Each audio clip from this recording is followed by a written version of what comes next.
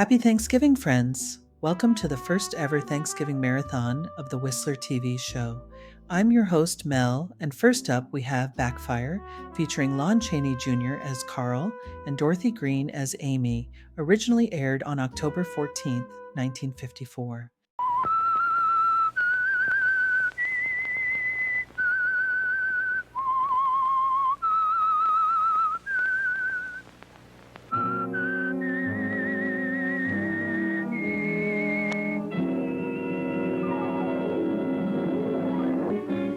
I am the Whistler, and I know many things, for I walk by night. I know many strange tales hidden in the hearts of men and women who have stepped into the shadows. Yes, I know the nameless terrors of which they dare not speak.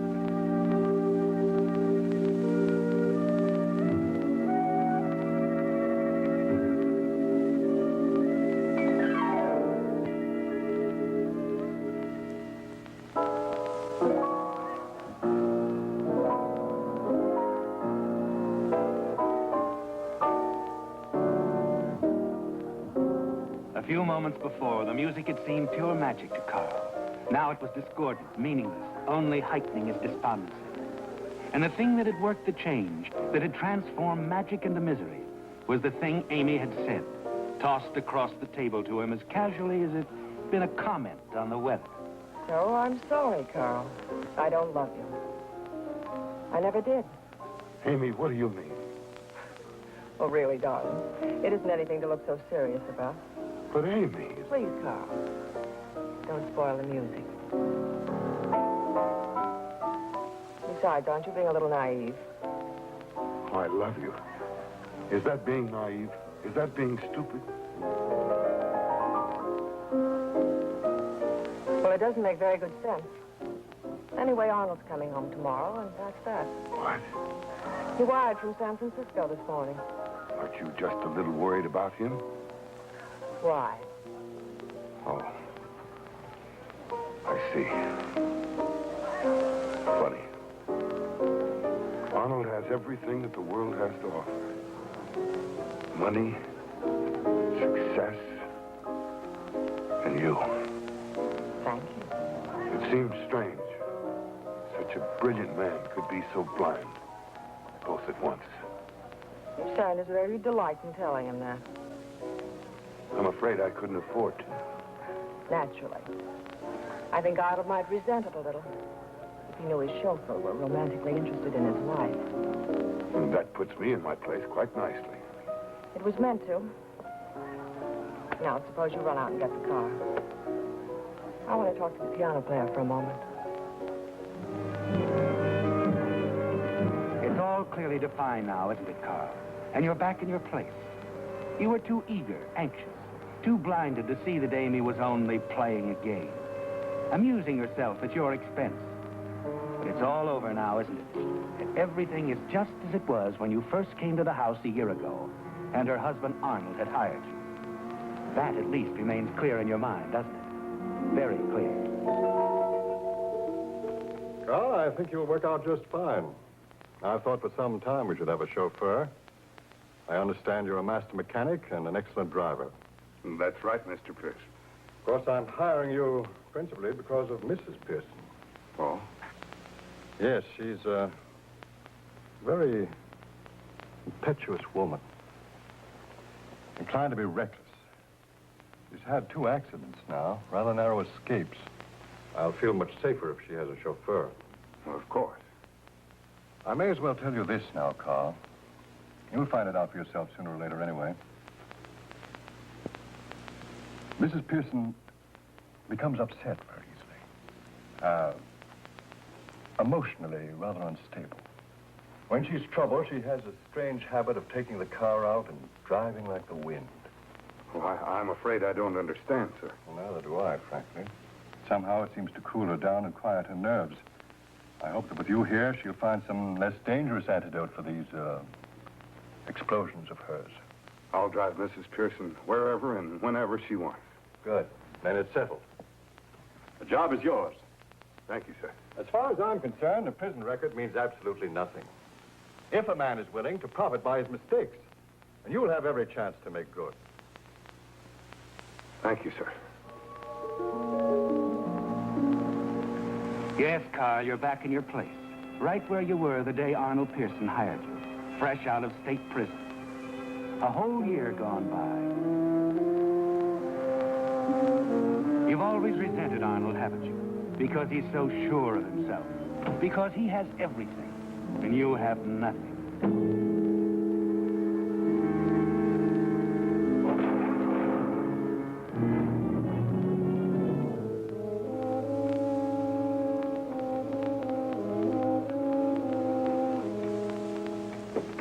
You sent for me, sir?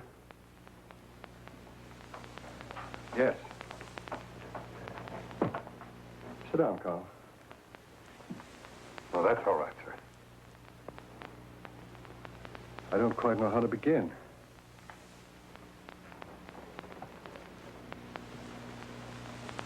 Something rather unpleasant has been called to my attention.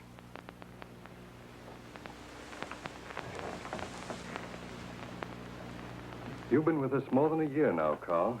I've come to trust you implicitly. Thank you, sir. I know you must feel that I haven't paid much attention to you, but, well, I've been very busy and... I understand. Of course you do. It might please you to know that I've advised my lawyers about you. You'll never want for anything, even if something should happen to me. Well, thank you, sir. I had no idea that... I'm happy to do it, Carl. All I ask in return is your confidence. It's about Mrs. Pearson. Mrs. Pearson? Now, please don't misunderstand me, Carl. I'm not the sort of a man who goes spying on his wife. Oh, I don't think that, sir. Of course not. However, the fact of the matter is, a chap from the firm spoke to me about Amy this afternoon. He implied that she'd been seen on a number of occasions in the company of another man. Oh, well, that's probably just idle gossip. Well, I don't think that Mrs. Pearson would... I don't Carl, think I that... thought you might know something about this. No, sir, I don't. And after all, I've been here all the time. I should know. I hope it is just gossip. Sort of upset me, that's all. Coming home to a lot of ugly rumors about my wife and some musician. Musician? I believe he's working at a place called the Cameo Room.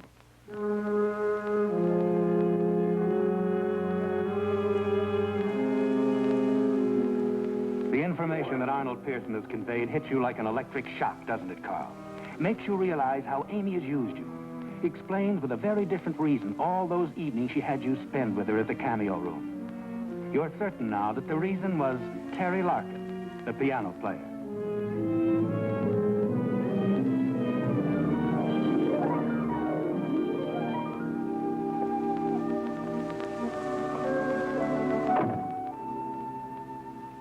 Hello, Amy. Oh, Carl. What's the matter, darling? You have that serious look again. I have a good reason. So have you. What's on your mind? You? Look, Amy, I don't know what you're doing, what you've done. I only know how I feel about you. Please, Carl, we've been all through that. Now listen to me. Let me talk. I've got to tell you this. I love you. I have no right. It should be the other way around. I should hate everything about you, but that isn't the way it is. Amy, no matter what's gone before, please don't do this to me. Carl, you can be so gentle. No one would think so, but you can. You're interesting, Carl. Like a book. Only I think people in real life are much more interesting than those in books. Don't you? Interesting. Interesting is just a word. Love is an emotion. I'm not in the mood, Carl. Besides, my actions are no longer your concern. I thought we settled all that. It isn't settled. It isn't settled at all. Why don't you face it? If you're going to be difficult, why, we'll simply have to dismiss you. Listen to me. I just had a talk with your husband. It seems there's some ugly rumors floating about. About us? No, not about us. I don't understand. Those baby blue eyes. Those big, beautiful, innocent baby blue eyes. And a heart like a stone. Just a minute. Tell me, who's it going to be after Terry Larkin? Carl. Seems to be a hobby of yours. Making a fool out of every guy you meet. Well, I ought to do Larkin a favor. I ought to go tell him right now. Tip him off. That he's due for the high dive in the next couple of weeks. You're not going anywhere. You're involved every bit as much as I am, Carl. I can talk, too. And if it came right down to it, maybe I'd sound a lot more convincing to Arnold. And to the parole board. Well, what about Terry Larkin? I'll see anybody I want, anytime I want. You know where that'll get you. I'll decide that. And now, if you don't mind, I'm going out for a drive. Wait a minute. You know what Arnold said? Skip it. When I want a chauffeur, I'll ring for one.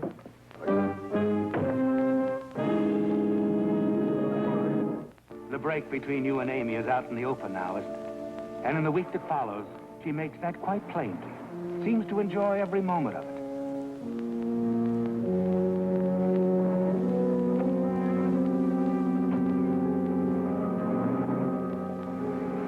There's a blind, consuming rage building within you, isn't there? One which you find becoming more and more difficult to control.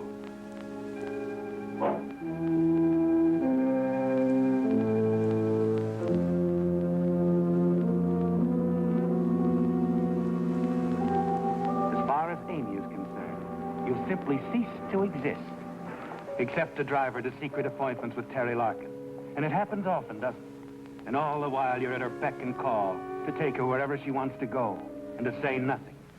But you can't help overhearing, can you? Listening to the same soft words, exciting, so full of promise. The same words she used to say to you and didn't mean.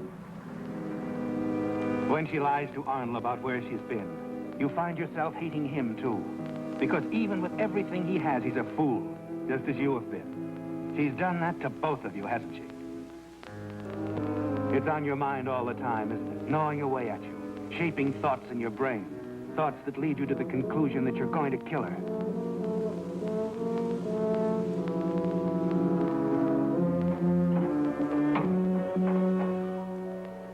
Now, don't think you'll have any squeaks on over now. Now, let's see. Did I check that mileage? Yes, you put the sticker on the inside of the door frame. Oh, yeah. Oh, by the way, you'd better keep an eye on that speedometer. According to our records, you ran over a little bit this time. You mean you keep an exact mileage record? Oh, sure. Comes in handy sometimes. Yes, it certainly must. It happens suddenly, doesn't it? A chance remark by the garage mechanic. Keep your eye on the speedometer, he said. It stirs something within you, doesn't it? A bare flicker of thought, and it grows, fanned by the hatred you feel. It begins to emerge as a plan. I'll keep an eye on the speedometer.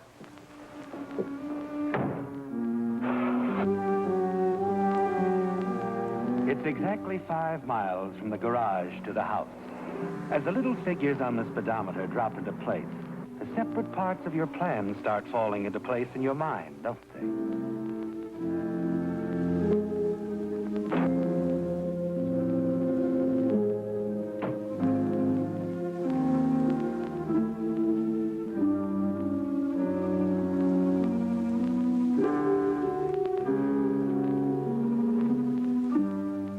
You've made up your mind, haven't you?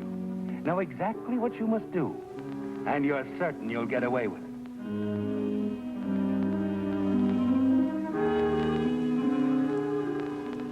Are you positive, Carl?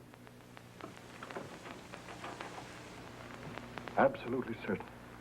Yes, sir, I am. I'm terribly sorry, sir. I wouldn't have mentioned it, except you seemed so upset when you heard about it before. I know. It's all right, Carl. Simply doing your duty. Where is Mrs. Pearson now? She's downstairs. Do you want me to tell her that you want to see her? No, never mind. I'll have Martha call in a moment. But Martha's taken the afternoon off. Oh, yes, of course. What'd you tell Mrs. Pearson? Yes, sir. And Carl? Yes, sir. Thanks very much. You've been most loyal.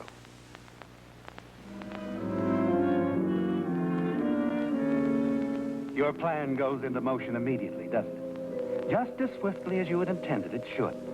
And now, in fury, he's turned on Amy. And true to form, she's lashing back. What if I did? It's nothing to you.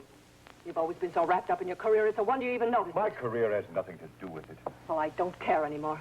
Do you understand that? I simply don't care. If you think for 1 minute that you can control my movements night and day, like you do the puppets that run your business, you've got another thing coming, Arnold Pearson. I'm getting out of here and you may never see me again. It's going well, isn't it? And you're pleased. Not worried at all about what Amy might say about you, because Arnold wouldn't believe her, would he? It's what Amy does that concerns you now. All that matters is that she behaves as you expect her to. Follows her usual habits. Hey! Amy, come back here!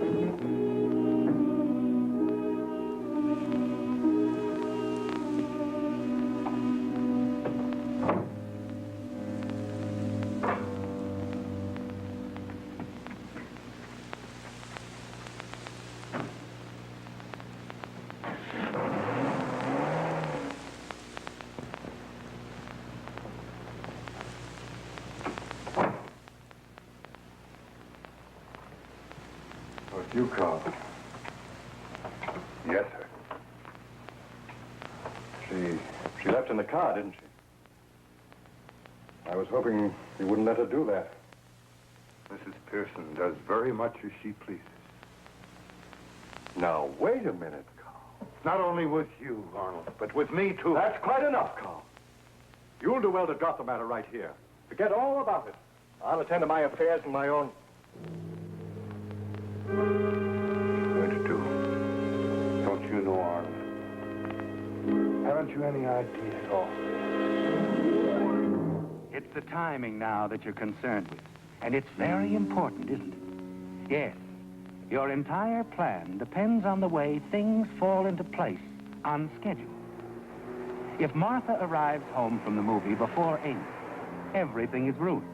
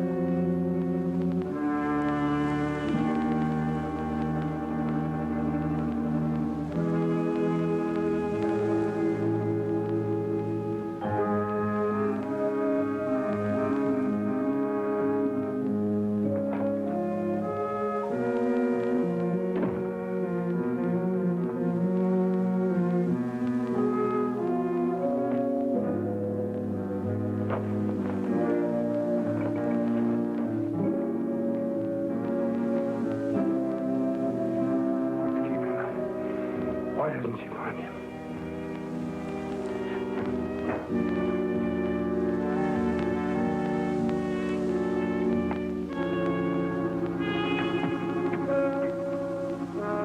It's all you can do to keep from going in there, isn't it? To see what's happening. And the fear that something's gone wrong begins to take hold of you.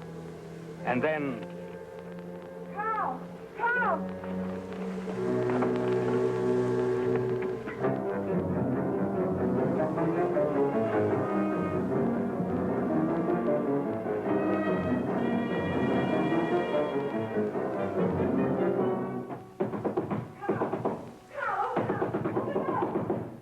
Wait a minute. Carl, it's terrible. What's the matter? I just can't believe it. Oh, that awful, awful woman. Mr. Pearson's dead. What? She killed him. I know this would happen sooner or later. I always knew there was some doubt about her first husband's death. I tell you, she's a killer. Well, where is he? In his study, on the floor. She's in her room. I don't think she heard me. She's packing. We've got to call the police.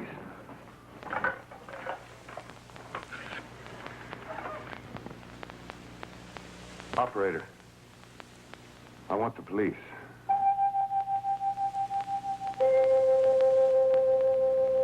It's a stroke of luck, isn't it? Much better that Martha discovered Arnold.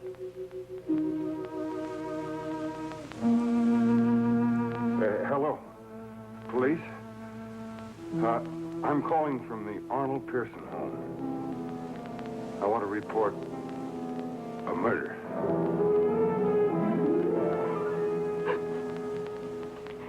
It's terrible. Poor Mr. Pearson. It's hard to believe she could do it. That's what I've been thinking. That's a pretty powerful blow for a woman. She could do it, Lieutenant. She could do anything when she's crazy mad that way. So, after it's over, she bustles about her room, taking her time while her husband's dead here in the study. Does that seem right to you, Carl? Well, it does seem odd, Lieutenant, but That's putting it mildly. Let's go see her. Oh, wait a minute.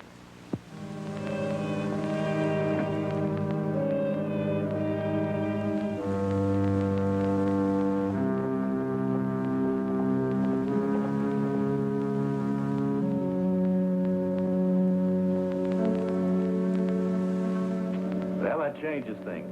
She made a break for it after all.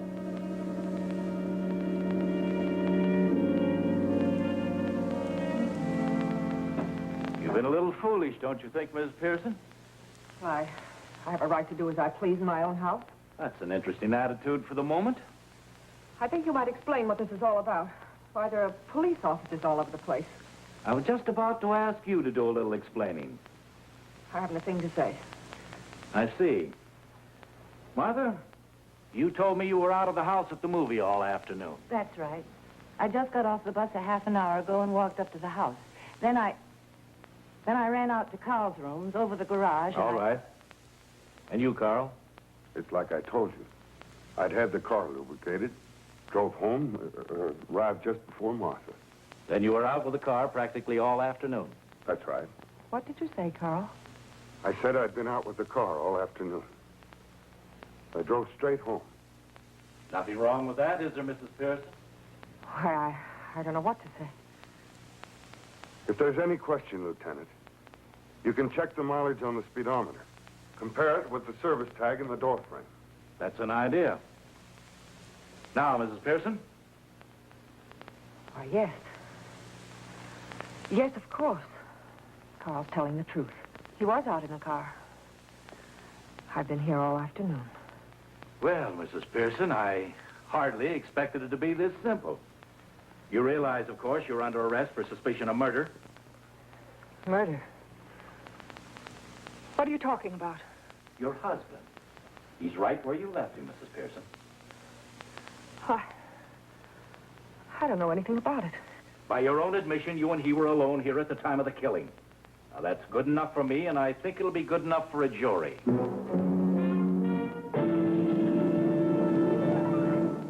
It's strange, fantastic, isn't it, Carl? Hard to believe that Amy would talk herself into your trap so easily. Yes, she's walked right into it, and the case against her seems airtight. But as you try to relax...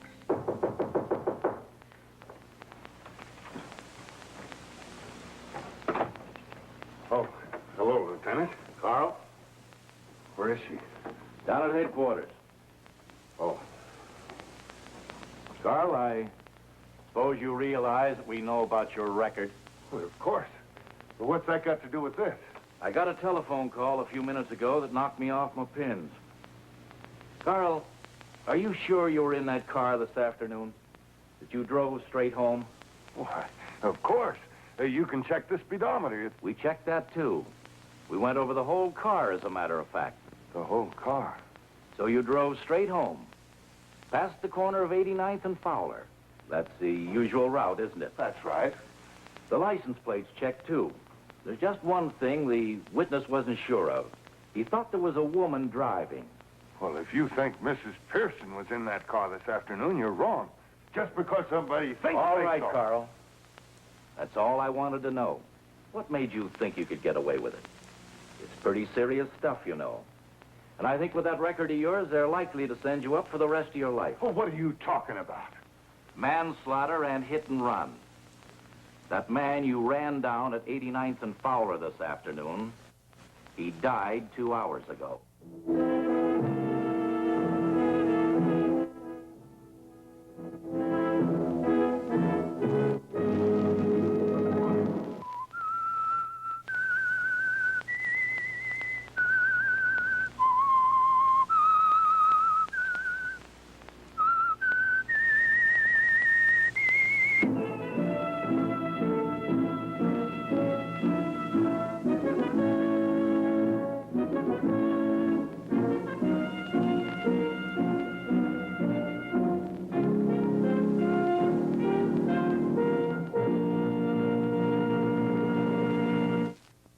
Next up, The Pattern, featuring Ellen Corby and Robert Ellenstein, originally aired February 3rd, 1955.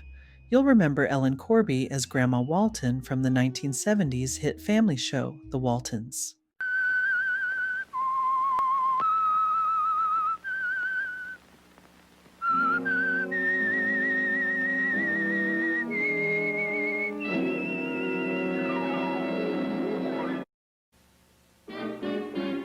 I am the Whistler, and I know many things, for I walk by night. I know many strange tales hidden in the hearts of men and women who have stepped into the shadows. Yes, I know the nameless terrors of which they dare not speak.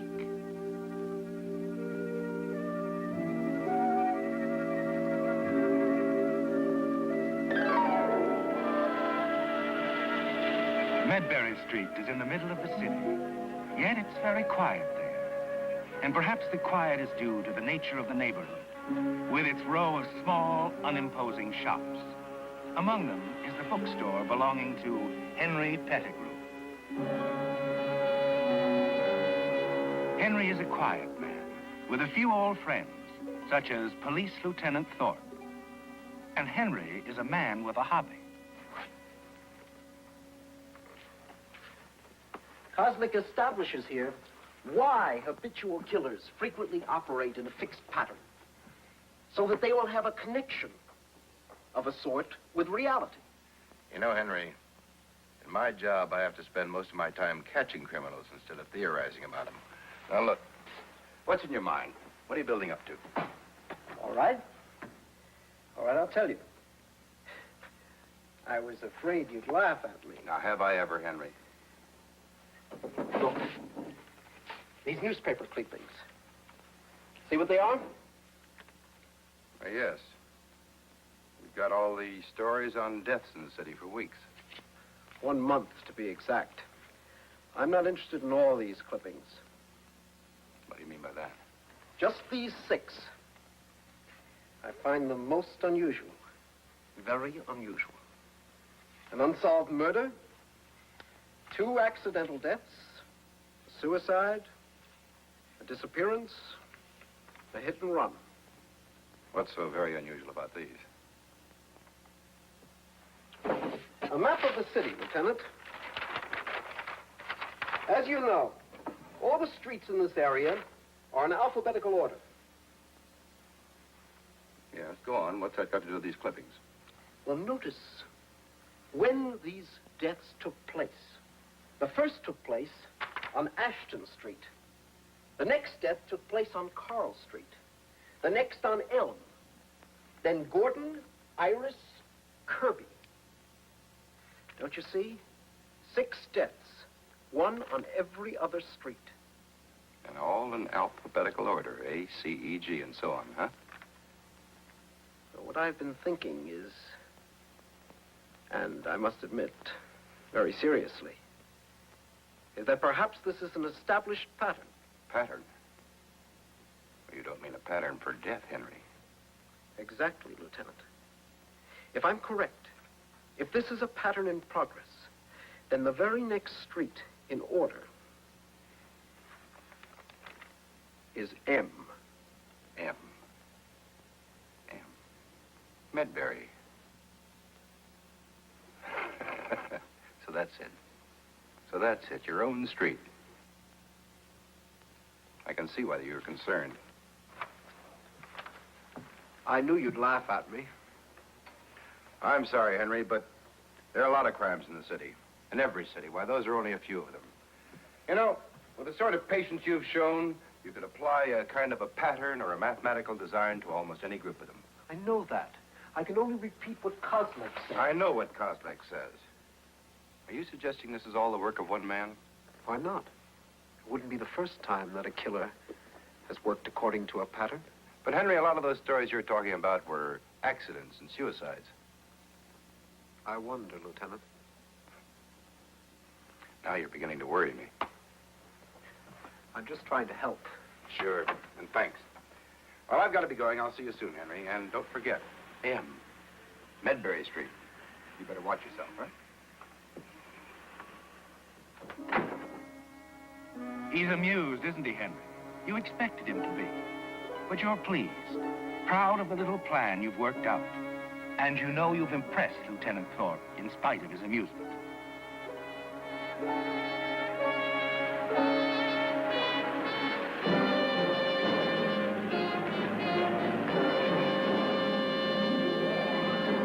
Pettigrew, I thought I told you to stay away from my sister. And I told you, Arnold, that as long as Mary Ellen doesn't object to my attentions, I shall continue to see her. I'm warning you. I'm warning you for the last time. Stay away. I'm not afraid of you, Arnold. I've asked Mary Ellen to marry me. Forget it. She's not marrying you. Or anyone else, is that it? What do you mean by that? That is it, isn't it, Arnold? Even though your sister's over 30, you don't want her to marry anyone. Not just me, anyone. Well, look here! Because her husband might have something to say about the way you're handling Mary Ellen's inheritance from her uncle. Get up! Oh, what happened? The little man fell down. Here, let me help you. Up! Take your hands off me. Remember what I said. Stay away from Mary Ellen. I'll be seeing you.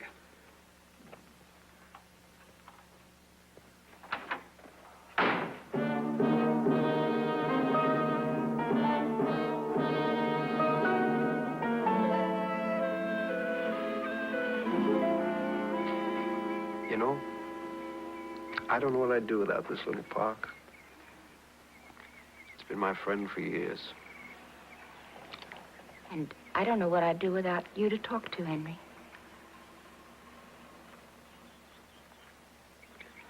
How have things been? Still the same? Worse, I'm afraid. Arnold is more unmanageable than ever. He has no right to control your life. It's just that he's so set against you, and he's so terribly hot-tempered that I'm afraid of what he might do to you. I wouldn't worry about that. People like Arnold must run their course. Run their course? It's nothing. Forget it. Let's not talk about your brother. Not now, anyway.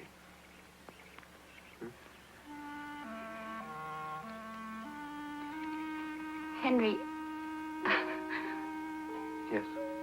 Oh, Henry, there's something I meant to ask you. Well, one of the neighbors mentioned it, about this theory you have. Theory? Well, the pattern you worked out.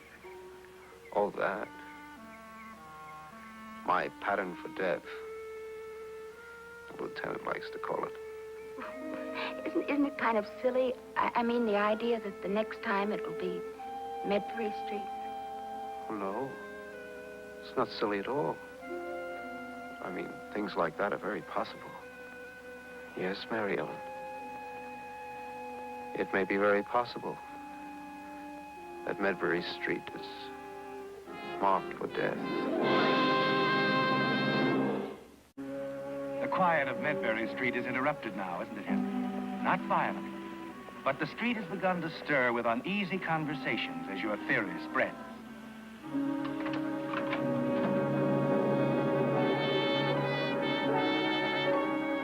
Yes, there's a definite feeling of tension in the air as your theory takes hold.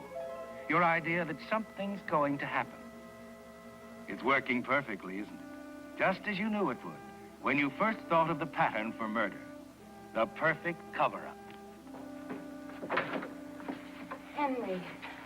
Henry, why didn't you tell me yesterday? Tell you what? Well, last night Arnold told me that he'd been over here and... Well, I just didn't want to worry you, Mary Ellen. But he said that he'd hit you. He boasted about it. I could have killed him. Please, let's forget it. No, Henry, not this time. I'm not going to forget about it. I'm going to have it out with him once and for all.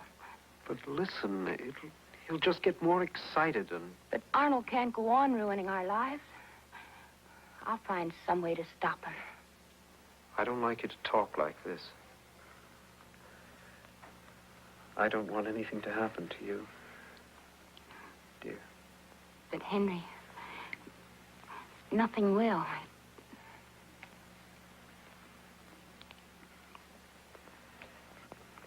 I'll tell you what.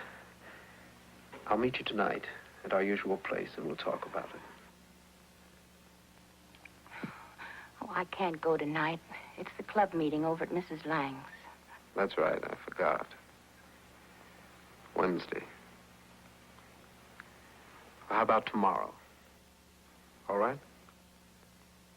And meanwhile, just don't mention it. And, don't worry about your brother. I'll try not to, Henry.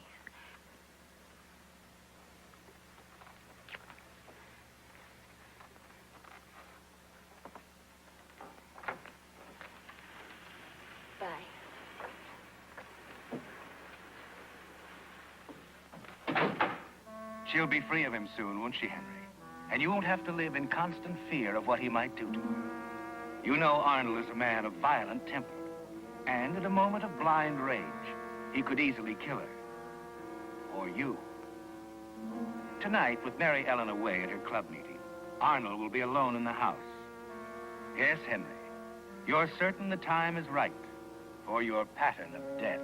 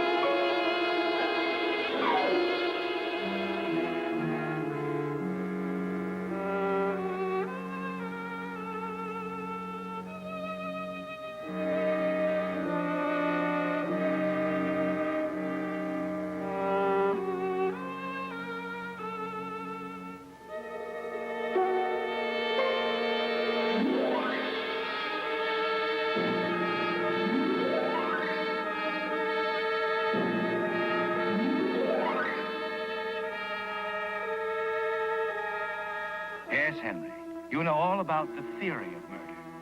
But now you also know that whatever it takes to be a murderer, you don't have it, and never will.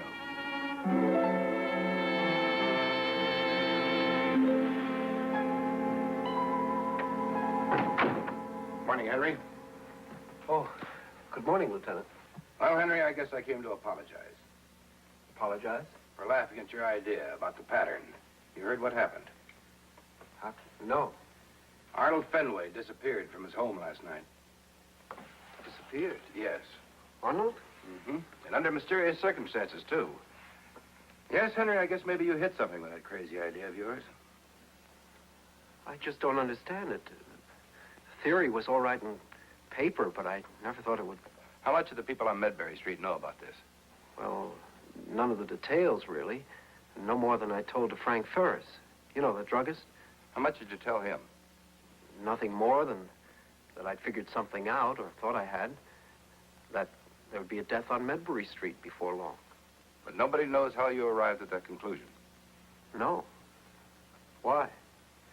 Well, I'm not saying this theory of yours is on the nose, Henry.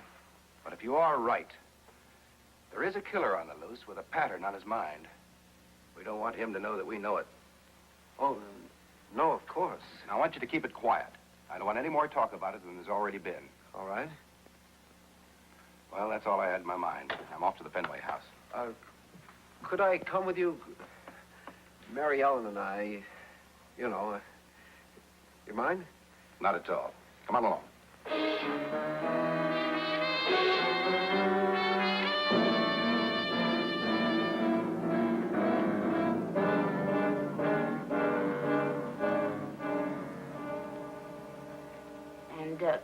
It was around 11 o'clock last night when I came home.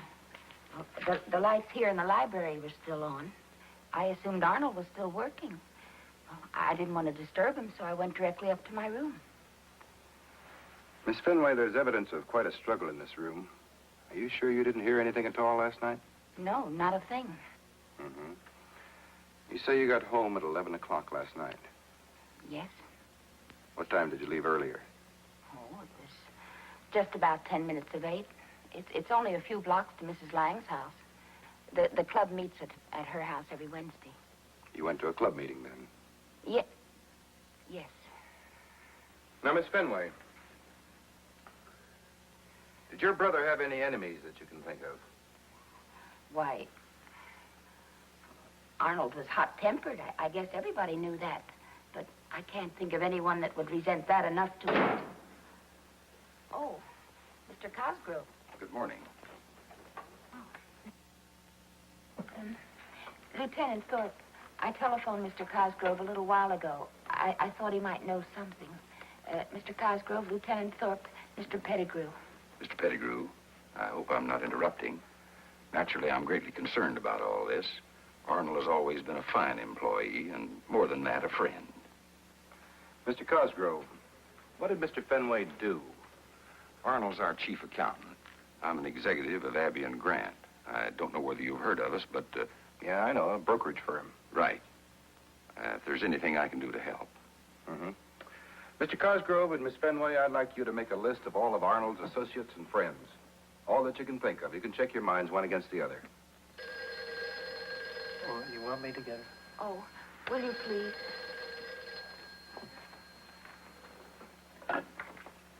Hello?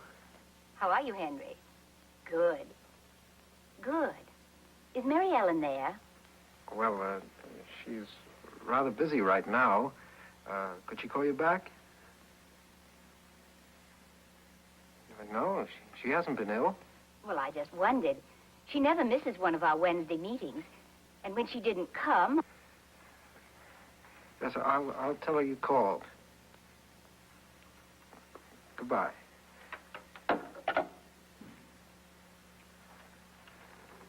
I'm going out for some air. I'll be outside if you want me.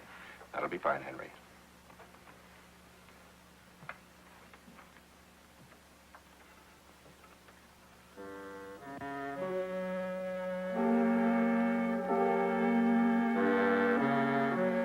Mary Ellen deliberately lied to the police, didn't she, Henry? Told them she'd been at Mrs. Lang's house for the Wednesday meeting. Yes, she lied. And you're afraid you know the reason why.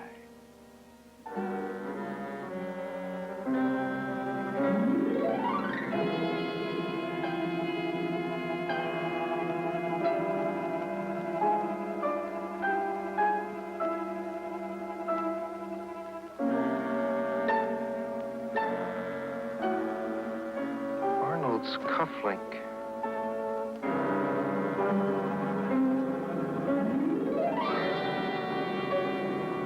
Find something, Mr. Pettigrew? Oh, no. I was just looking around. Well, I told the lieutenant all I could think of, but I'm afraid it's not much help. I certainly hope this terrible thing can be cleared up. See you later.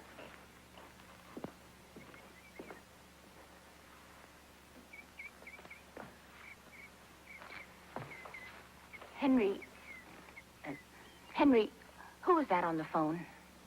It was Mrs. Lang. Oh? Mary Ellen. Yes? Never mind. I'll see you later.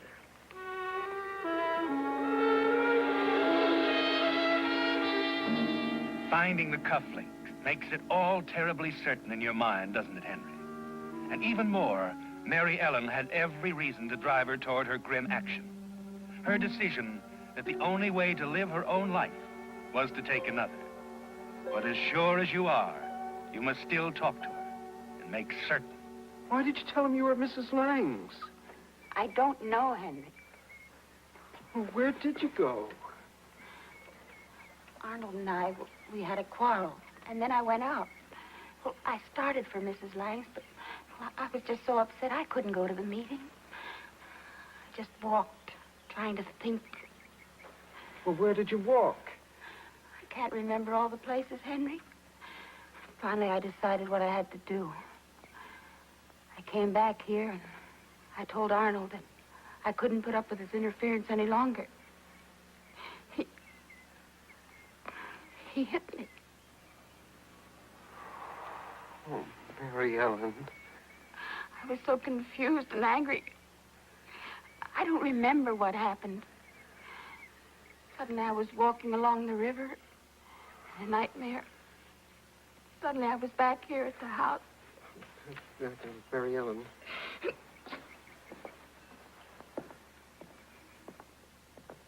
There's no answer around front, so I thought I'd come around here. I happened to be in the neighborhood, just wondered if there'd been any word about Arnold. No, no word at all. I see. Well, these things take time, I suppose. I'm sure the police are doing all they can. We were just going inside, Mr. Cosgrove. Will you join us? Well, I think that'd be... Don't bother, Mary Ellen. You should rest. Mr. Cosgrove and I will be running along. Of course. Mr. Pettigrew's right. Well, I'll stop by tomorrow. all right. Goodbye, Miss Finway. As you listen to Cosgrove's small talk, you're certain there's something more important on his mind, aren't you, Henry? You're sure he overheard your conversation with Mary Ellen on the terrace about her quarrel with Arnold the night he disappeared and that he'd struck her. But Mr. Pettigrew. Yes? About Arnold. The two of you never hit it off very well, did you? Oh, I don't know. He's told me all about it, his objections to you. Arnold didn't get along with his sister either. What are you driving at? Arnold Finway is a friend of mine. I'll do everything within my power to find out what's happened to him.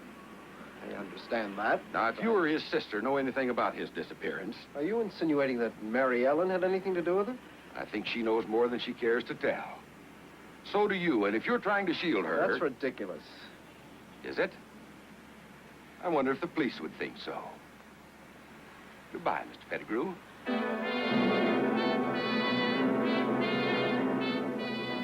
It's hours later, after a long walk along the river, when you finally return to Mary Ellen's house. You've got to talk with her. Mary Ellen!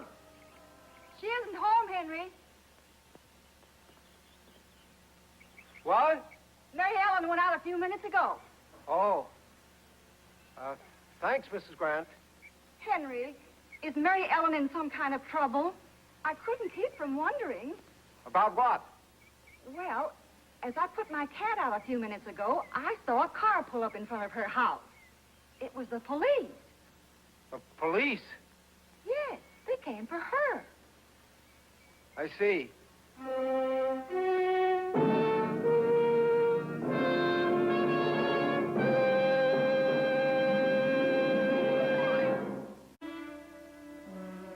It's all over, isn't it, Henry?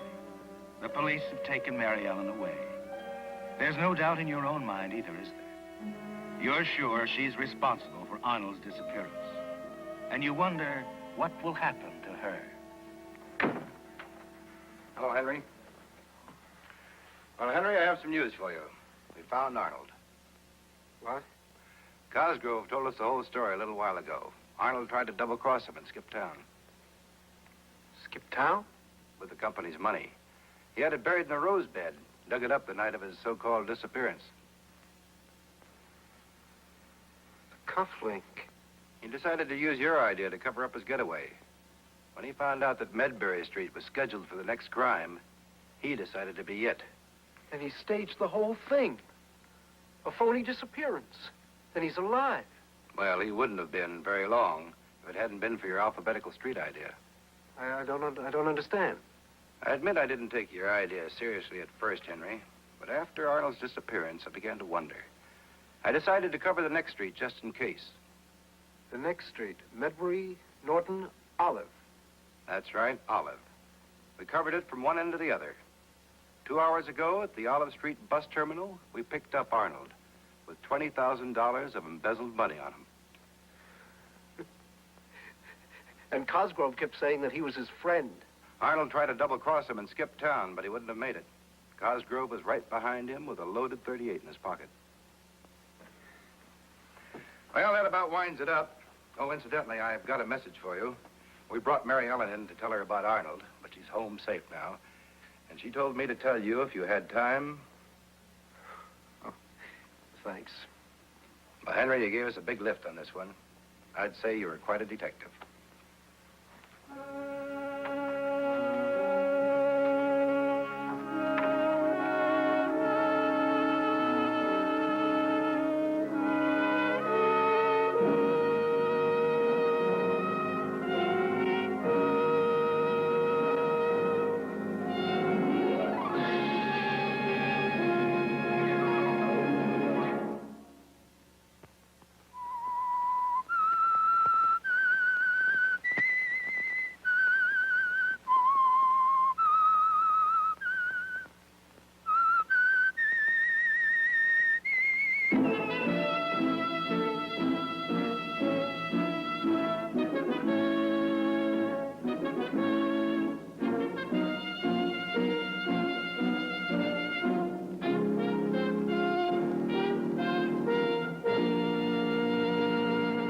Next up, Trigger Man, originally aired June 17th, 1955, featuring Marshall Thompson and Danny Sue Nolan.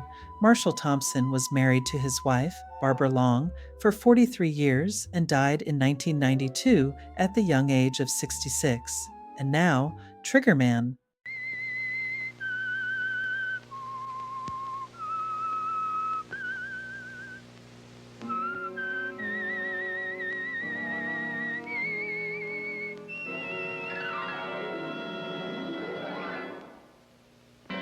I am the Whistler, and I know many things, for I walk by night. I know many strange tales hidden in the hearts of men and women who have stepped into the shadows. Yes, I know the nameless terrors of which they dare not speak.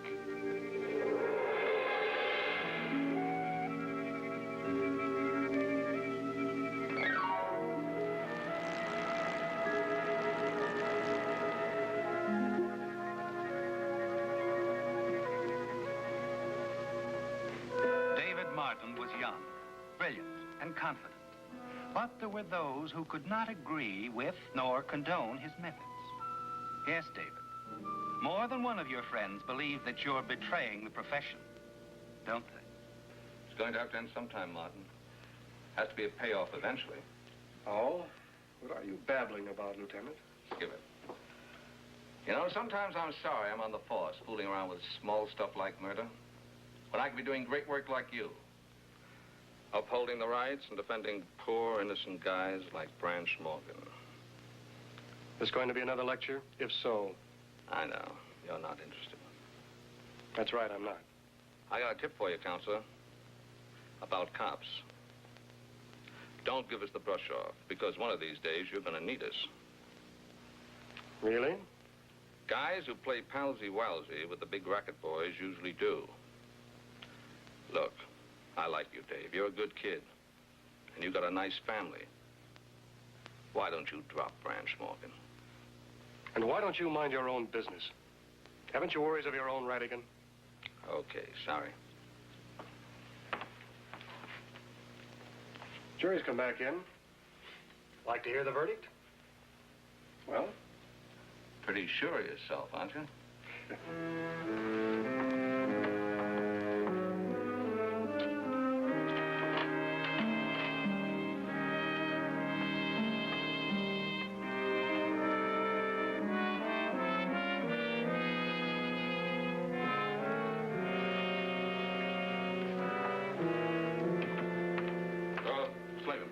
Now, Lieutenant, look, make it snappy, huh? I gotta call my paper. Guilty? Not guilty. What else? That Dave Martin is quite a mouthpiece. Yeah, I guess he is. The judge is real sore, though. Asked Martin to step into his chambers. I'd say he was going to give him the business.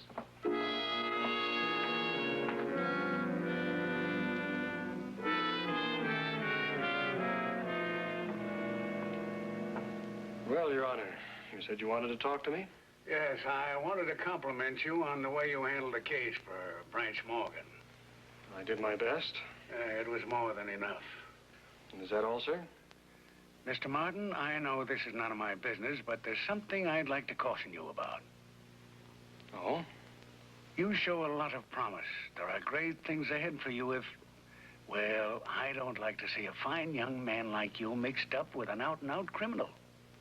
Well, I thought the jury found him innocent, sir. The jury found insufficient evidence to convict. That doesn't necessarily imply innocence. You pleaded the case well. Doubtless you'll be able to do the same again for him. If you're willing to pay the price. The price? Your conscience and your peace of mind. Will that be all, Your Honor?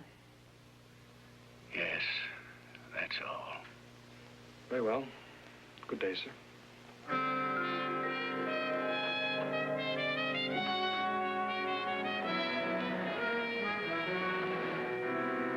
It's over again, isn't it, David? Another acquittal for Branch Morgan. Another big fee. And you keep telling yourself there's nothing wrong with what you're doing. No, nothing at all. Stella? Yes, darling? Is anything wrong? Wrong? No, why? I thought something might be bothering you. No, of course not.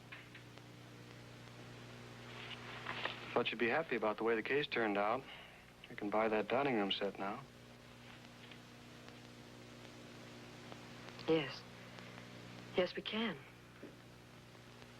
The case was a cinch. Nothing to it at all, really. State's evidence was insufficient. Good. One of their witnesses didn't show up. Oh. Same as the last time? And a week later, the witness was found at the bottom of the river. Look, I had nothing to do with that. No. No, of course not. All right. So Branch Morgan's no angel. But no matter how he makes his money, he's entitled to be represented by an attorney. He pays me well. If I wasn't getting his business, some other lawyer would.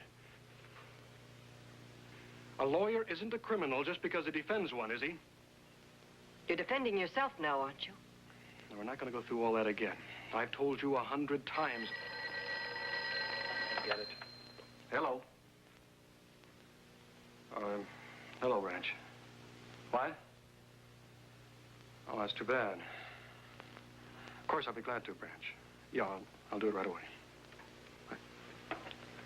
What does he want now?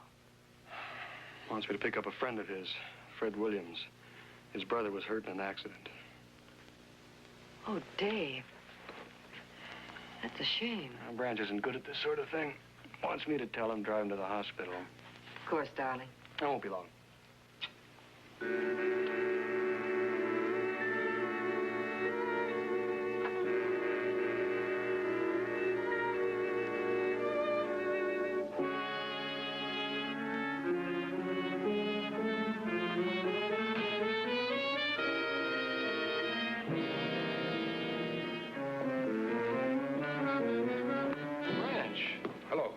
What are you doing here?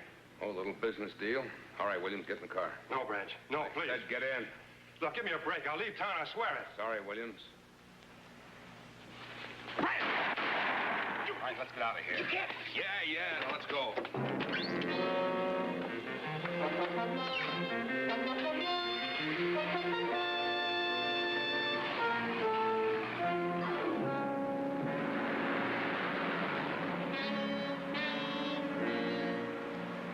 You're being pretty quiet for a lawyer, aren't you, Martin? I lured Williams to his death. Oh, now, you didn't expect me to go into that cafe and get him out now, did you? And be seen with him? The story about his brother being run over. It wasn't true. Relax. You got nothing to worry about. Just so long as we stay friends. Who was he, this Fred Williams? Well, didn't I tell you? That's the real name of the witness who didn't show up this afternoon.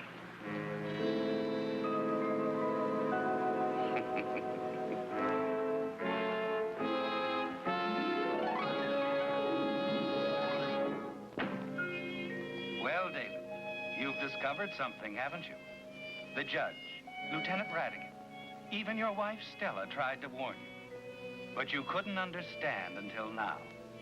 Unknowingly, you lured the witness to his death. Stood by like one of Branch Morgan's hoodlums while Branch pulled the trigger. There's nothing you can do now, is there? Nothing to make it right again. Darling, where have you been?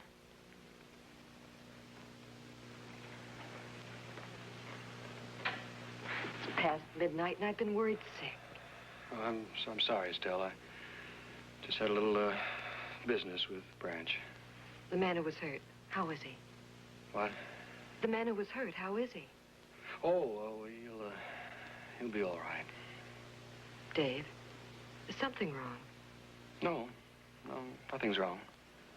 Oh, there is something. Tell me. Well, there's nothing, I tell you. I just had a little talk with Branch, that's all.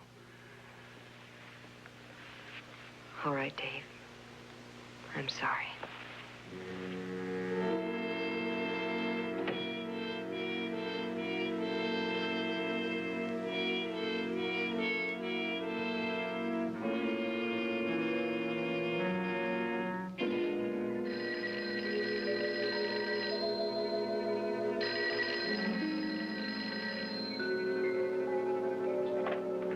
Hello?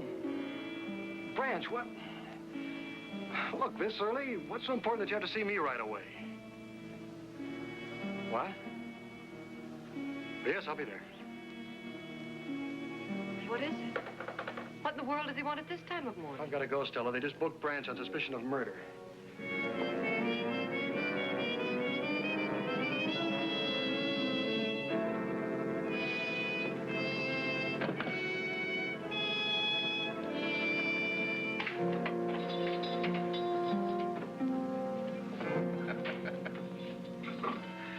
Sit down, counsel. Make yourself comfortable. Branch, what happened? I was just going to ask you. Somebody tipped the cops to that Williams killing last night. Now, wait a minute. You don't think that I didn't say so, did I? But I'd be crazy to do anything like that. Sure. Sure you would. That's what I told Nick. Nick? Nick Roberts. He's the one the newspapers refer to as my trigger man. You've never met him. A real nice guy to have on your team when you're in a spot. We were trying to figure if there could have been another witness around last night. Any besides yourself, I mean. Branch, believe me, I didn't say anything. That's exactly what I told Nick. And you know what he said? He said, don't worry if they pick you up, boss. Because when there's no witness, there's no case. But then a guy like you can figure that out for yourself, can't you, Martin? Yes, I can. There won't be a prosecution witness because you're the only one. And you won't be on the witness stand because you're going to be defending me just like always. Only this time, Nick is going to make sure that everything goes all right. Understand?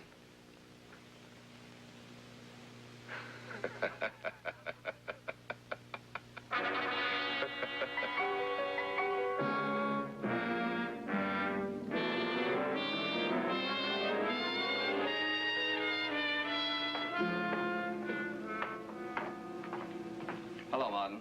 Lieutenant? Got it all set with Morgan? Heard you just had a nice chat with him in his cell. Look, Radigan, I don't have time to stand around. I know. You're a busy man. You haven't got time to think about little things like a guy suddenly not showing up at home.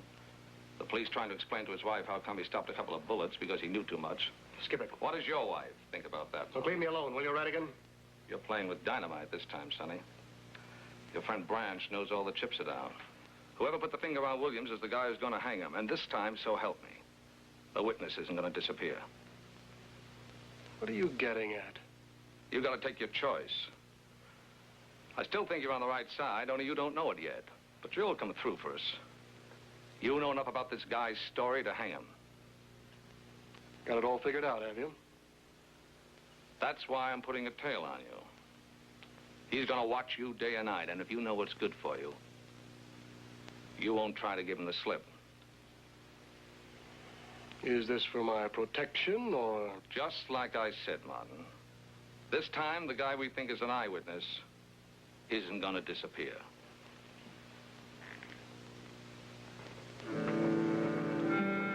It's squarely up to you now, isn't it, David? Go along with Branch Morgan and toss the rest of your life into the ash can. Or tell the police what you know and later face Morgan's trigger man in a dark alley.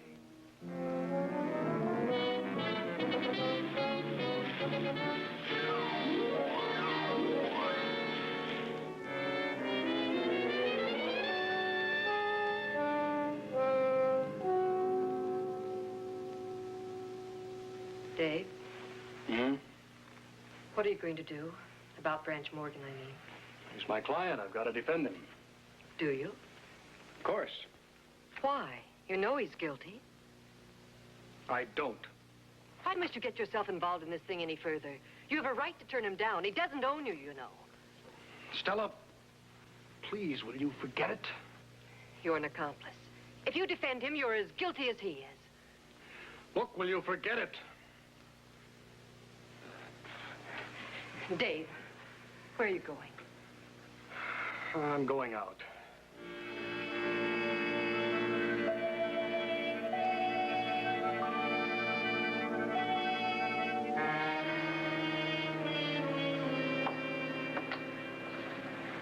Okay, buddy. Might as well be sociable. I know you're the tale Lieutenant Radigan put on me. He told me himself. Radigan told you that, huh? Mm-hmm. Wonder why he doesn't tell me these things. He tell you my name, too? Nope. Well, you might as well know that. You know everything else. It's Morris. Ed Morris. Okay, Ed. Saw you following me this afternoon. Yeah, I thought you did. I'd like to take a walk around the block, if you don't mind. Why should I? Radigan will get a big bang out of this. The two of us out for a stroll. Well, the boss just said to keep an eye on you. He didn't care how. Is that all he said? That's all. Radigan thinks you're a pretty good guy. So what? Am I supposed to toss away the biggest case of my life just because he thinks I'm a good kid? I wouldn't know that. Say, there's a little cafe not far from here, just over on 6th Street. Forget it. I'm not in the mood. Maybe because it's this particular cafe. Maybe because it's the one where Fred Williams... I said forget it. Okay, okay. So if you want to walk around the block, let's take a walk around the block.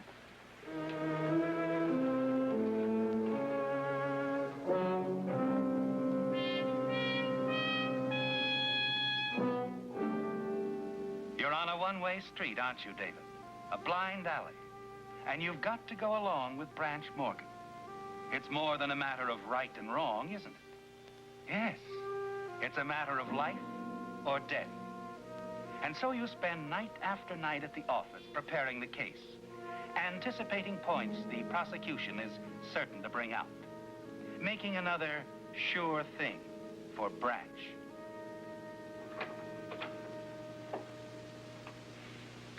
Stella, what are you doing here? I was just worried about you, that's all. Well, you shouldn't have. I'm all right. The third night in a row you haven't come home to dinner. Look, I said I'm all right. No, you aren't. You're worried sick about something, aren't you? Why don't you tell me what's wrong? You can't go on this way. Please, darling, it's nothing. Nothing at all. Are you afraid to tell me? Well, why should I be afraid? You lied to me, didn't you? When you said you had nothing to do with the murder. Look, Stella. Fred Williams was the man you met that night, wasn't he? The night his brother was supposed to be in an accident. Well, answer me. All right. All right, I'll tell you. I'm the witness. I'm the only one who can hang Branch. Radigan's guessed it, I'm sure. That's why that man's down there. He's a plainclothesman, one of Lieutenant Radigan's boys, protecting me. protecting you? Yes. His name's Ed Morse. Radigan knows if I open my mouth, tell what I know about Branch, I'm as good as dead. But I'm not worried about that, Stella. It's you and the baby. Don't you see? Morgan won't stop at anything. His trigger man is waiting for me somewhere, and that guard won't make any difference. Nick Roberts won't stop until he gets us all. Oh, Dave. Well, now you know. Sure you were right, all of you. But it's too late. So you're going to defend Branch and let it happen all over again? What else can I do? Look, Dave, I want you to stand up at that arraignment tomorrow morning and tell them everything. You're out of your mind. We'll take our chances. The baby, you and I. Well, it has to be this way. Well, if we don't, there's nothing left. Don't you see? No, I don't. Oh, please, Dave. Stella, you just don't understand. You have no... I do. I'd rather be dead than married to a man that... Stella, don't say that. I don't want to hear it. Oh, look, Stella. You better go on home. I've got a lot of work to do. But, Dave... Please, honey. Everything will work out fine. I know it will. Come on now. Don't worry.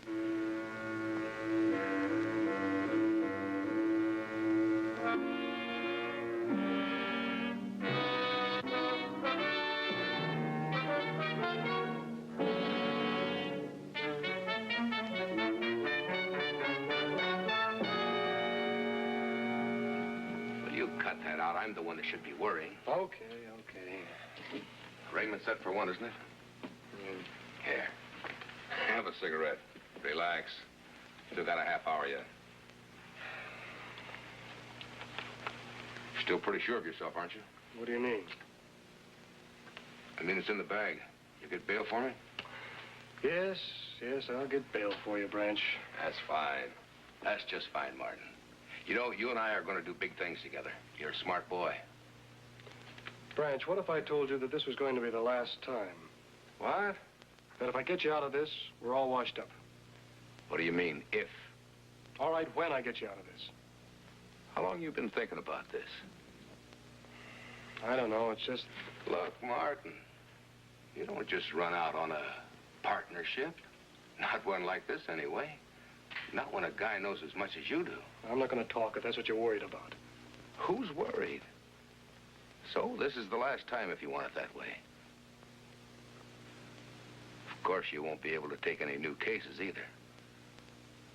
What do you mean? It's just that I'm not in charge of ending partnerships. I leave that up to Nick Roberts, my trigger man.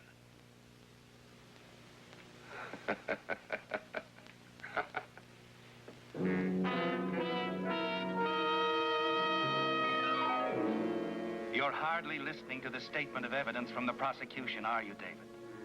You're thinking about that one-way street you're on, with no escape, and Nick Roberts waiting for you at the end. They're all here, aren't they? Stella, Radigan, your friends from the press, Judge Harmon, all looking at you, waiting, wondering what you'll say when the time comes. As the prosecuting attorney finishes, it's time to go into your act, isn't it, David? Time to speak in defense of Branch Morgan, as you have done so often in the past. It's like a nightmare, isn't it? And the sound of your voice echoing around you, it's like it belongs to someone else, not you at all.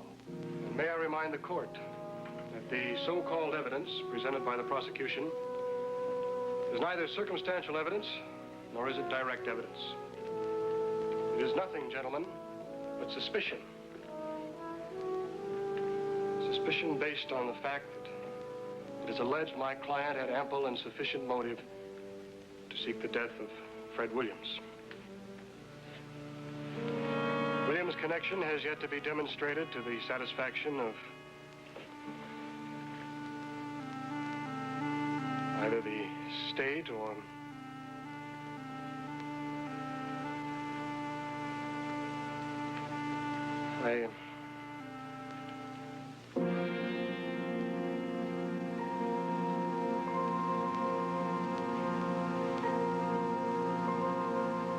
I can't go on, Your Honor. What is it, Mr. Martin? Your Honor, I ask the court to disqualify me as counsel for the defense. I offer myself as principal witness for the prosecution.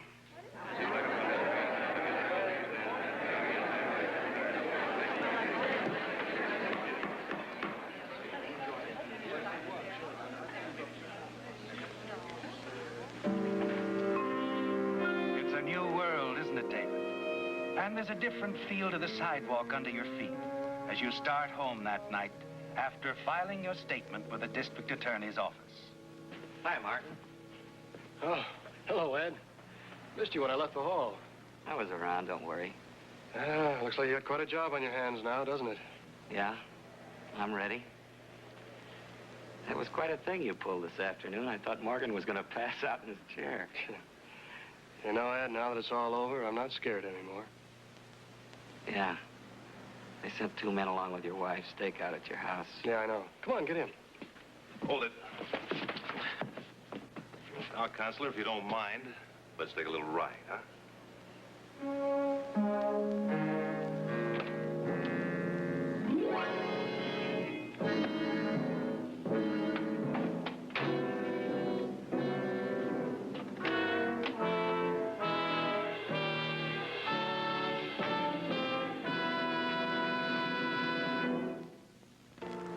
Well, David, Branch Morgan wasted little time carrying out his threat, didn't he? With his trigger man behind you, there's nothing you can do. You have 10, perhaps 15 minutes left to live. You haven't told me where we're going. Where else? The Hall of Justice. What? I'm booking our friend here for attempted murder. Look, I don't understand this, Nick. Nick? You're Nick Roberts, aren't you? Morgan's trigger man? I'm afraid you're a little confused, Counselor. This is Nick Roberts. That's right. He's been tailing you ever since the Williams killing. My name's Jim Stanley, one of Lieutenant Radigan's men.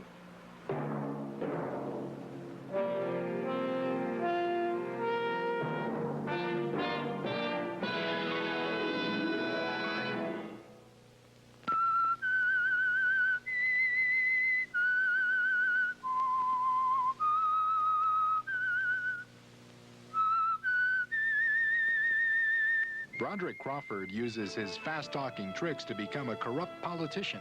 Don't miss All the King's Men on Saturday Night Friends tonight at 7.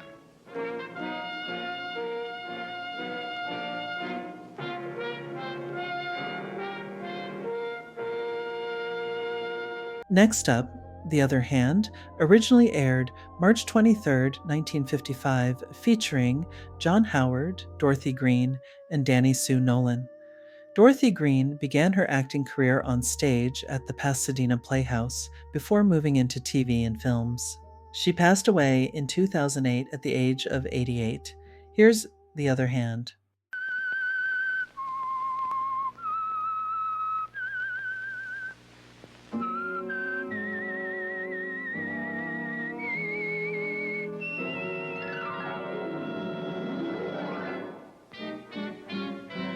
I am the Whistler, and I know many things, for I walk by night. I know many strange tales hidden in the hearts of men and women who have stepped into the shadows. Yes, I know the nameless terrors of which they dare not speak.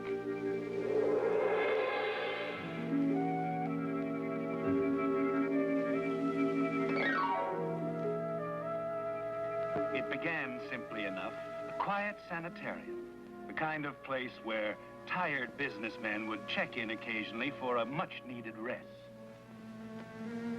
The man expected this time, a man who wanted success at any cost and seemed willing to dissipate either his ethics or his health.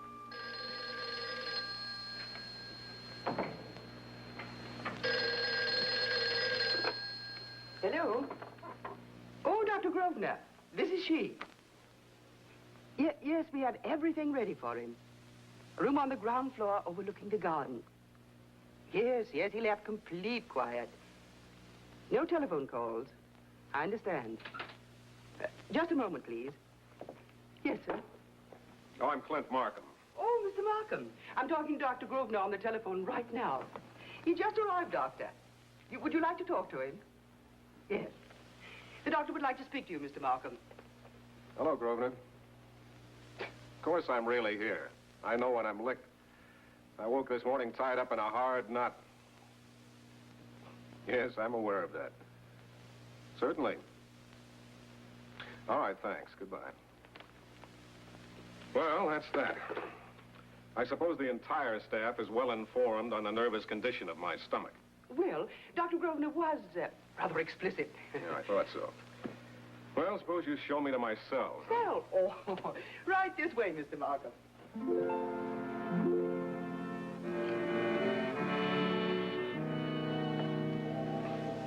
I'm sorry, nurse. I can't eat a bite of this dinner.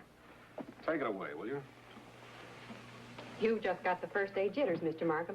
Remember, you've got a week of this. You might just as well decide to relax. What about calls? Anyone try to phone me this afternoon? We've had instructions not to disturb. Oh, come on now. Who was it? Your secretary, for one. Oh. Well, I don't want to talk to her now or any other time. Yes, sir. Anybody else? Miss Susan Forrester. Oh, what did she say? She said she'd be at a place called Rudolfo's tonight at 9. I explained, of course, that you couldn't be there. However, she wouldn't take no for an answer. She's that kind of girl. You're not considering trying to meet her? No, of course not. You told her no. I certainly did. She needs to be told no once in a while. I think I'll try to get some sleep. I think you're being very sensible, Mr. Markham. I don't want to be disturbed under any circumstances until tomorrow morning. You take care of that, will you? Of course. Good night. Good night.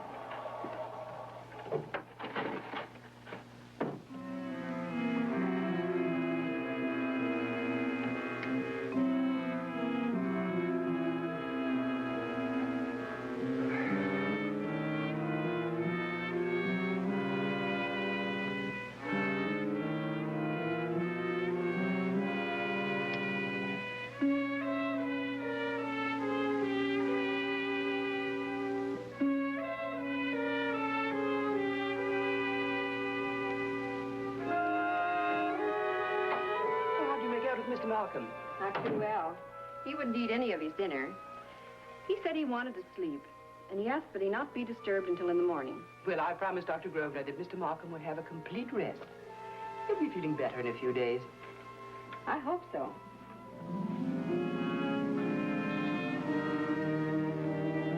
You would like to sleep, wouldn't you, Clint?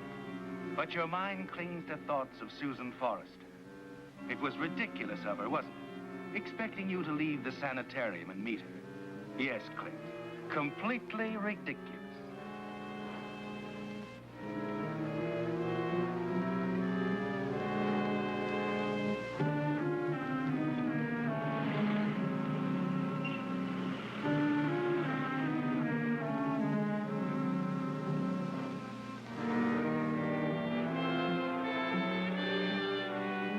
You decide you can accomplish a meeting with Susan after all, don't you? A quick taxi ride and you can be with her, and back within the hour.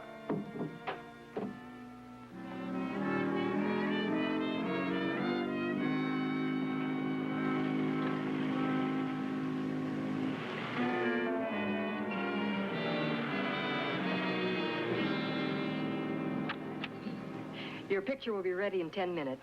A 5x7 print, only $1.50.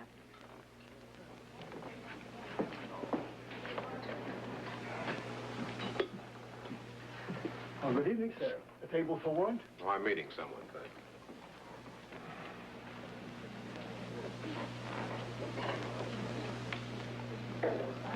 Hello, darling. I didn't expect to see you, Lenore. Of course not. I didn't intend for you to.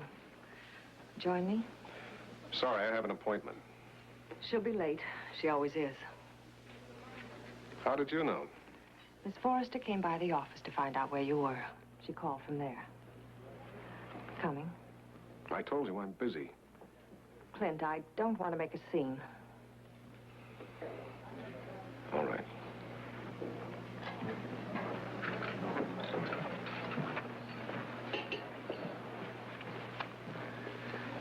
it really so bad, darling? Spending a few minutes with your old weather-beaten secretary? Look, Lenore, let's not hash this all over again. You've got to understand that I know, Clint. You're a sick man. Laying the groundwork for that big contract has been tough. And we're going to be very good friends from now on. Let's not get sarcastic. The big romance has gone sour. I've outlived my usefulness since Susie came along. Delightful, exciting Susan Forrester. The girl who's so very important in your life at the moment. Oh, now, please, Lenore. Oh, skip it, Clint. Why don't you be honest? I've tried to be. The only thing Susan Forrester's got that I haven't is a father who happens to have influence where you need it most. Why can't you at least admit that? I just don't want to discuss it, that's all. I wish you would. Why? Why should we? Clint, I came here for an answer. I know it was wrong of me, but I knew if she wanted you to be here that you'd come. Don't you see what a fool she's making of you? What kind of an answer do you want? About you and me? I've already told you. That's final? Yes. That's too bad. Lenore, if you're thinking about blackmail, I might as well tell you that Clint, I took the liberty of ordering for you. Thanks. We were talking about blackmail, remember? Well? I should have known it would be this way. My mother ran to railroad men. I run to heels. Lenore, I think I've been very fair with you. Frankly, I didn't expect a scene like this. I thought we understood each other. After all, we're adults. Oh, don't worry, I'm not going to jump off a bridge. Not yet. I should hope not. Besides, a cold analysis would label you the one to go off a bridge.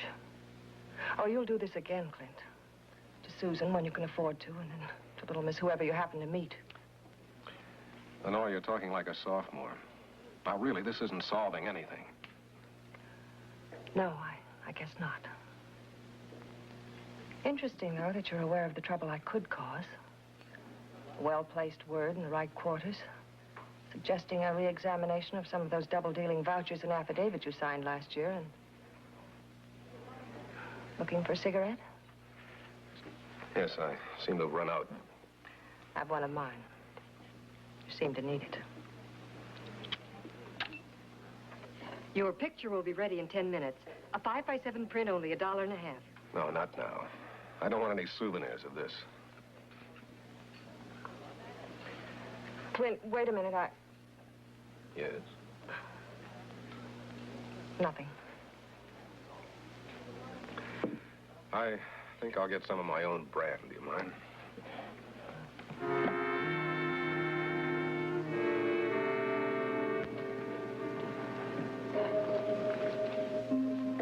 It isn't really the cigarettes, is it, Clint? You have to get away from her for a moment to think. And as you see yourself, you realize that Lenore must know that you're bluffing. That you're not at all calm about what she can do to your career. She can ruin you, and she knows it. Yes, Clint. Somehow you've got to come to terms with Lenore.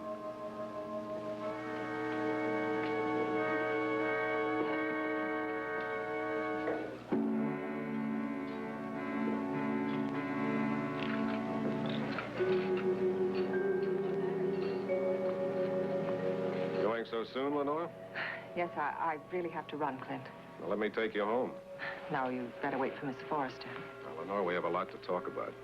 I insist. Come on, boss's orders. If you put it that way.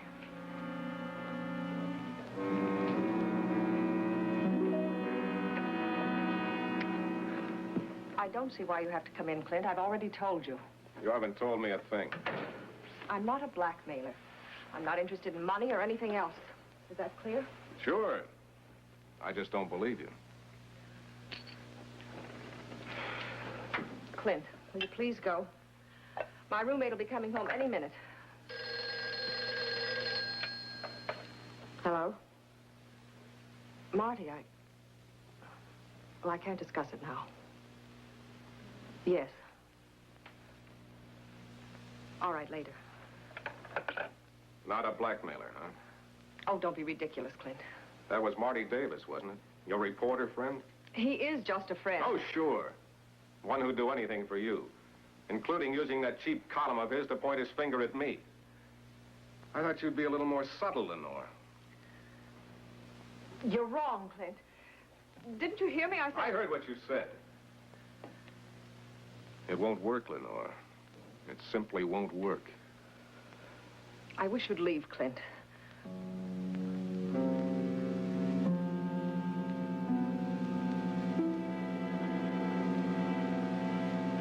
I will.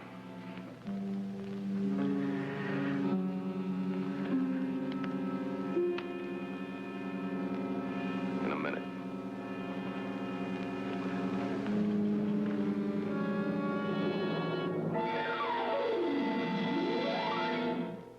Where to, Chief? Let's go out Greenway.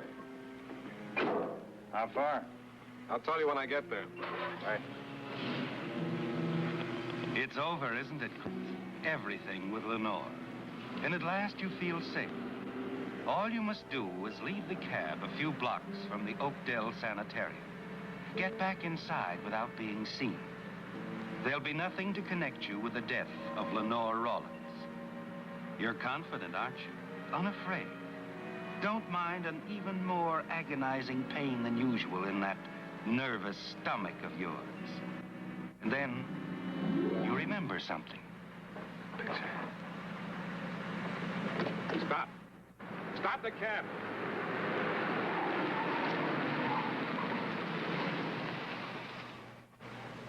Here, keep the change. Thanks, Mac. For $5? Anytime.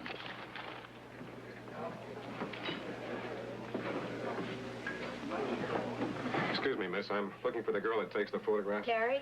Well, I'll see if she's still here. Just a moment, sir. I can't understand why Mr. Markham hasn't shown up. You're sure no one? No one asked for you, miss. I've been right here. I hope I didn't miss him waiting in the bar. He's never kept me waiting like this before. Why, it's been half an hour. Well, I don't know the gentleman, but no one asked for you. I'm sure of that. I wonder if he got my telephone message. I'm going to call.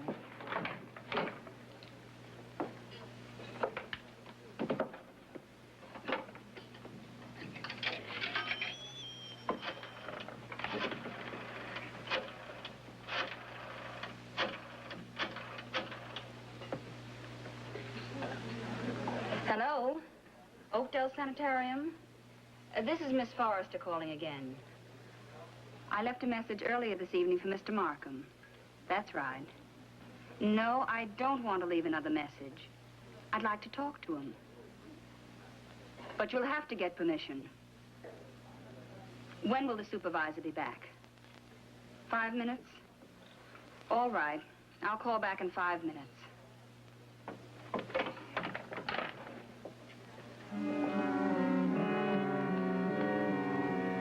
5 minutes, Clint.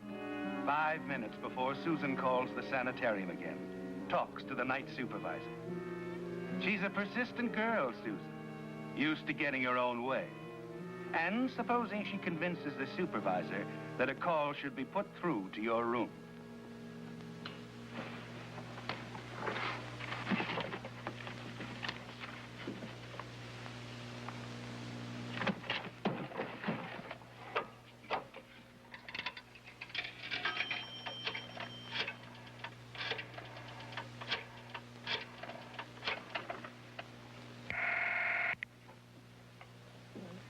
This is Mr. Markham calling. I was to meet a young lady there, a Miss Susan Forrester. Would you mind paging her for me?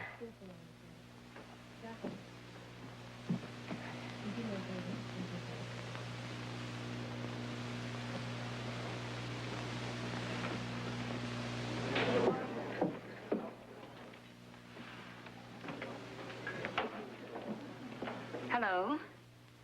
Hello, Susan. Clint, where are you? Why, I'm at the sanitarium, of course. I got your message, dear, but they're pretty narrow-minded here. They expect the patients to obey doctor's orders.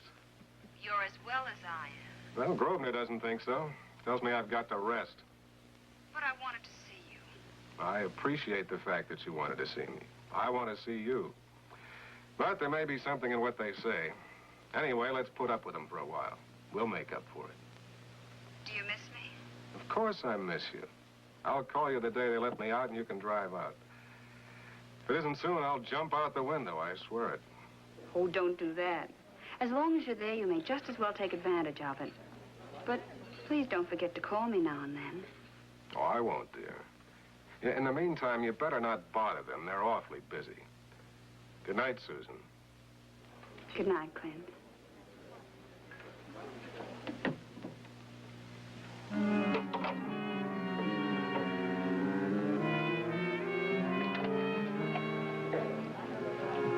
Sir, I've been looking for you. I wanted to tell you our photographer's left. What? The girl who takes the pictures, you wanted to talk to her. Oh, yes. You mean she's left for the evening? Yes, but you might find her down the street at the All Night Garage. Her boyfriend works there. Thanks a lot. I tell you, Eddie, you simply can't get away with it.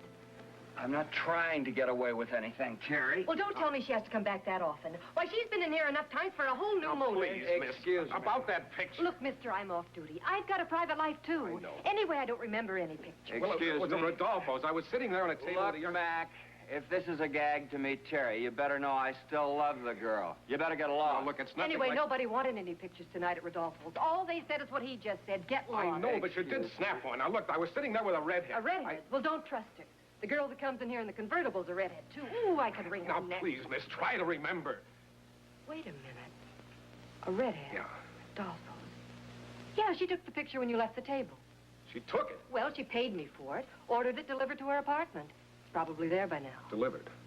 Well, what about the negative? Can I have that? Oh, we never keep the negative, just the pictures. Now, Eddie, Thanks. are you listening to me? How can I help it? Who's the guy? Oh, now, don't try to throw me off that way. You know very well I've never seen him before tonight. I never really see any of those people. Just their faces. And all of them saying the same thing. Go away, don't bother me. Now about that girl in the convertible.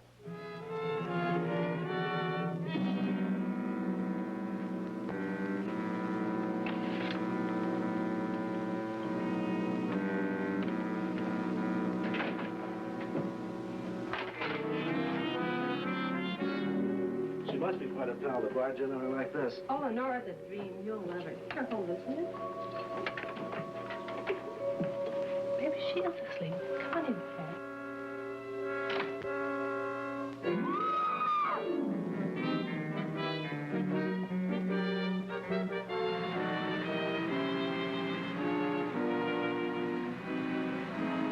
It was terribly close, wasn't it, Clint? And you're still trembling. The event setting off a reaction in that nervous stomach of yours. Lenore, alive only a few hours ago, reaching over to light your cigarette. It seems years now, doesn't it? And you're thankful that this picture, the only evidence that you were together, is in your hands. Only one thing remains, Clint. To get back to the sanitarium through the French windows. Establish your presence so that no one will know you were ever out of the room. Only then will a terrible, tight, knotted feeling in your stomach go away. Let me out at 110th. I live in those apartments there.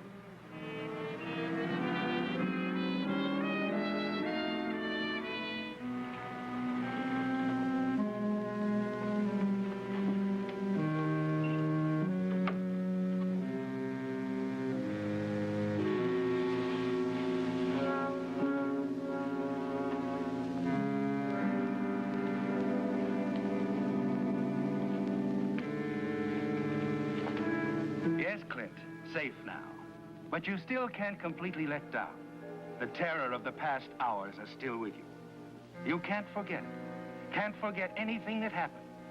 But there's still something more that you must do, isn't there? The nurse. You must get her into the room. Establish the fact that you haven't left your bed. And you need her, don't you, Clint?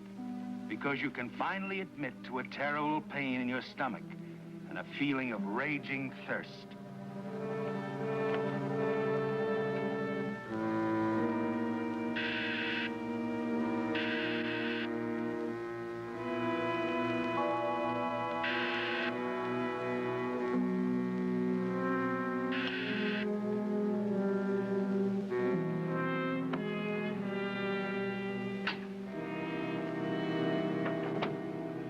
Did you ring, Mr. Markham? Yes, nurse. Ooh, it's pretty bright. How long have I been asleep? It's almost 12. Oh, 5 hours. That's pretty good. Anybody try to reach me? I believe there was one call, but the supervisor Wouldn't let it through. No, and the party didn't call back. However, it's just as well, Mr. Markham. You do need your rest. Really, you don't look well at all. I don't feel very well, nurse. Is there anything you wanted? Well, I'm kind of thirsty and got some pain. Wonder if I can have a glass of milk. Yes, and then I'd like you to go right back to sleep and rest quietly. I will, I promise. I'll be right back.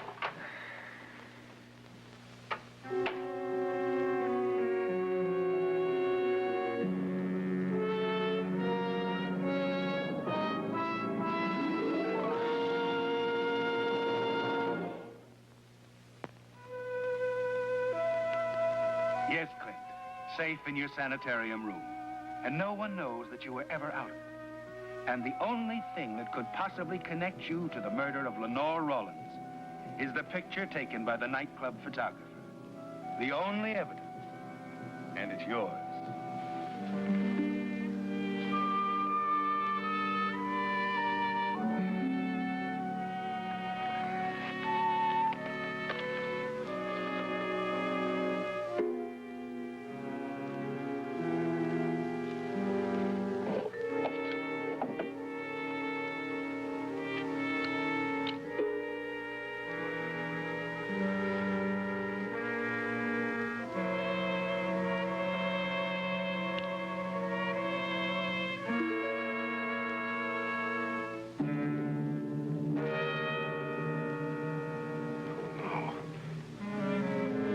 That's it. Poison.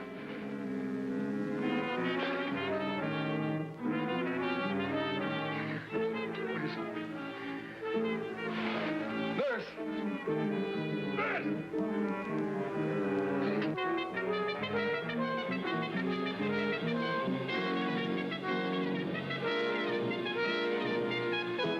What is it, Mr. Markham? What is it? She poisoned me. She poisoned me. Now, take it easy. You'll be all right.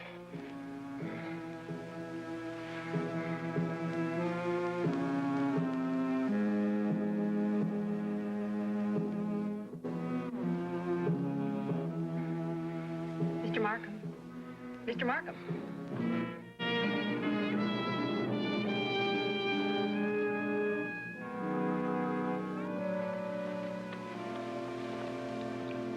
He went so suddenly. When I came back with the milk, he seemed to be in shock. He kept talking about someone. Said she'd poisoned him. Well, the doctor will be able to tell. And yet, how is it possible? It isn't. That man hasn't put his foot out of this room tonight.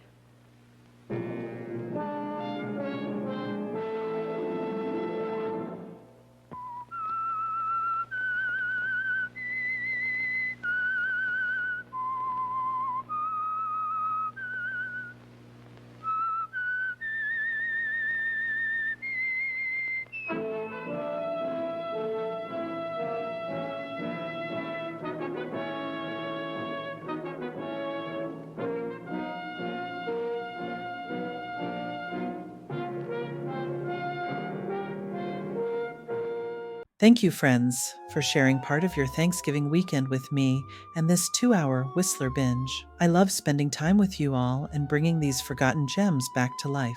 Have a wonderful day, take good care of yourselves, and I'll see you back here soon. Same place, same shadows.